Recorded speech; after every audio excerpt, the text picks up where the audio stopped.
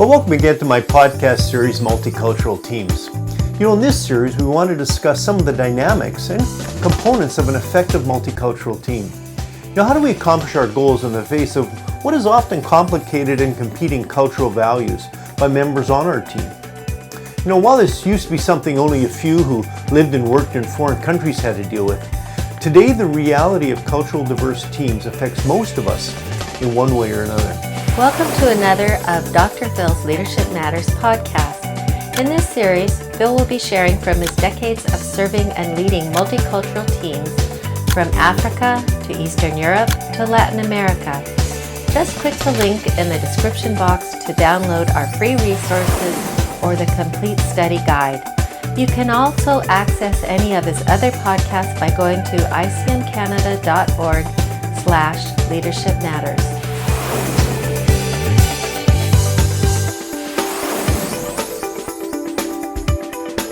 I experienced this for the first time when I spent 2 weeks in Mexico on a short-term missions trip at the ripe old age of 18 back in 1980. I'll let you do the math on that. In the following decade, I did some schooling, got married, and we started a family, and we eventually moved and lived in Kenya, East Africa, in 1990. Now, a decade later, in 2000, we moved to Berlin in Germany and served church leaders in Eastern Europe, as well as throughout Russia and Ukraine. So though I don't necessarily consider myself a cultural expert, I have learned a few things over the years, and as I've had the opportunity to work with these teams from Africa and Russia, Ukraine, as well as countries in Europe and Eurasia. Over the last 20 years, I've also had the opportunity to teach teams in Cuba and other countries in Latin America and the Caribbean. Now currently I'm engaged with an international team of ministry coaches that are training leaders around the world. So working with other cultures within a teaching and team setting is something I've had the privilege to do over the last 45 years or so, since those early days as a teenager in Mexico. I count it one of my greatest blessings in life to be able to connect with so many quality people around the world. So in this series, I will draw on my experience and hopefully provide you with some insight as you are a member or lead a multicultural team. As Christians, the very nature of our mandate to take the gospel from Jerusalem to Judea, Samaria, and the ends of the earth, as we see in Acts 1:8, means that we by nature and design will be in contact with many cultures and people groups.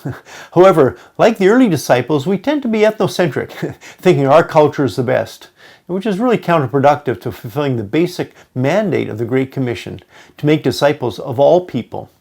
Over the last decades, multinational companies have increasingly become aware that the greatest indicator of the success of their leaders and employees in a global world, in large measure, is to their ability to survive and thrive in another cultural context. For those of us engaged in the world of global missions, this is no real big surprise. We've been doing this for decades. But in the 20th century, global missions typically involve sending someone on a plane to another country. Then they needed to learn to adapt to another country and culture in order to be successful in fulfilling the Great Commission. While this is still necessary, in the 21st century, working with those from varied cultures does not necessarily happen in some distant corner of the world, but in our very backyard. Perhaps as in no other time in history, we've become more connected with one end of the globe to the other. This has occurred as a result of conflicts, migration, greater ease of travel, not to mention how communication to the internet and social media has shrunken the world. But regardless from where you are listening or watching this, I'm sure you recognize that you have been impacted by these global realities. But these realities influence us regardless if we like or dislike the ramifications. As every generation, we have to function in the world we have, not the one we wish we had. So the common road system, common language, and common currency in the ancient Roman world were the very realities that helped propel the gospel forward in the first century. I would suggest that we can use our unique 21st century realities in a similar way in order to fulfill the Great Commission in our generation. But if we're going to be effective, in fulfilling Matthew 28:19-20, go and make disciples of all nations, we'll have to adapt these new realities and develop a new skill set. The specific skill set we will focus on in this series is our cultural intelligence, or CQ, cultural quotient. In other series, I've discussed mentoring intelligence, our skill set in developing others, as well as an emotional intelligence, our social skill set in understanding and working with others. You can view or listen to any of Phil's other podcast series by going to icmcanada.org/Leadership Matters. These include Mentoring Intelligence, Finishing Our Race, the Fivefold Ministry, as well as a variety of other leadership series he has taught over the years. You could also check out our Christian Leadership Institute, which is a unique competency-based ministerial mentorship. To download any of our resources associated with these series, visit our library of materials at icm.org/resources. But here we want to look at cultural intelligence, or CQ, the ability to adapt and adjust within cultures that are foreign to us. Ministry is a team sport, and so this is directly applicable in the teams that we are part of, regardless if we are in our own country or in a foreign country. It is true that we all share common characteristics as humans, obviously, but the culture in which we grew up also has a profound impact on our values and who we are. As leaders and as team members, we will have to learn to increase our CQ if we are going to be effective over the long haul. The episodes here are based on the teaching material that I developed several years ago. If you'd like to download these materials, you can follow the link in the description box below. First off, let me state the obvious. No one culture has a monopoly on being ethnocentric. While it is low-hanging fruit to point out the mistakes and excesses of those from Western cultures as they have engaged around the world, we're not the only offenders. Being ethnocentric seems to be a human condition after all, not based on our geography. I've discovered that those from other nations engaging around the world tend to have the capacity to make the same kind of mistakes we Westerners have been making for quite some time. No one culture, as I said, has a monopoly on thinking that they are the best. So our material here in this series is going to be divided into 5 chapters. We will begin our study by defining the basics of what cultural intelligence is and how we need to gain knowledge, increase our awareness, and then change our behavior on an individual level.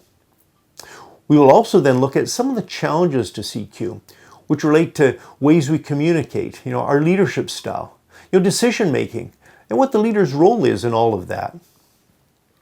Then we'll discuss various factors that we have to consider on a multicultural team, from language, trust, conflict resolution, leadership issues, money, and other and varying gender roles. So while these are all issues we deal with on any team that we're part of, we want to specifically look here at these through the lens of the various cultures that make up our team. In the last 2 chapters, we will then conclude by discussing ways that individuals on the team need to adjust, as well as how the team as a whole needs to learn to adjust, so they can accomplish goals rather than spending most of their time just frustrated and fighting internal battles. Then in the final chapter, we'll then specifically look at the leadership challenges that arise when leading a multicultural team. I will help you recognize some of the dynamics that occur as you lead multi-ethnic and multicultural teams and how to navigate these effectively. I've also provided a few free resources from the workshop that I did, and to download them, just click on the link in the description box below. There's a stress test based on Holmes and Ray's scale, as well as a list of application questions adapted from Rumkey, which you may find useful. There's also a tool to help in assessing the cultural values of each member of your team. I've created this from Marvin and Mayer's work in Christianity Confronts Culture.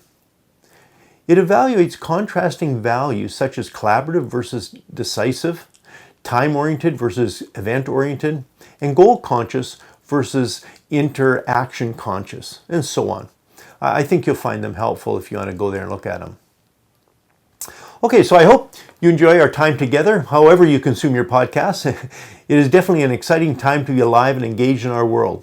While in many ways travel and exposure have shrunken the world in terms of access, it would be a mistake to not fully appreciate, though, the differences in core values that we each bring to the team. While there are many ways to look at this, in this series we want to focus on the lens of culture and how our cultural quotient will impact our effectiveness as a team member and as a team leader. I'm looking forward to going this learning journey with you and hope that my experience, which includes my fair share of mistakes, will help you as a member and as a leader of a multicultural team. So as we begin, here's a few initial application questions to get us started. How has your leadership been personally affected by globalization and a shrinking world? What preparation have you already made in learning to be part of or leading a multicultural team? Thank you for listening to Leadership Matters and subscribing and sharing us. If you would like to have your own copy of this study, just click on the link in the description box. For any of our other leadership resources, check out our website, www.icmcanada.org/resources.